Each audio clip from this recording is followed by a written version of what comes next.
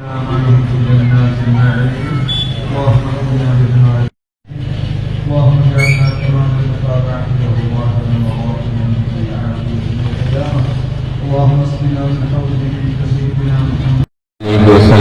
1500ാമത് ജന്മദിനാഘോഷത്തിന്റെ വേളയിലാണ് നമ്മളെല്ലാവരും ഒത്തുകൂടിയിരിക്കുന്നത്.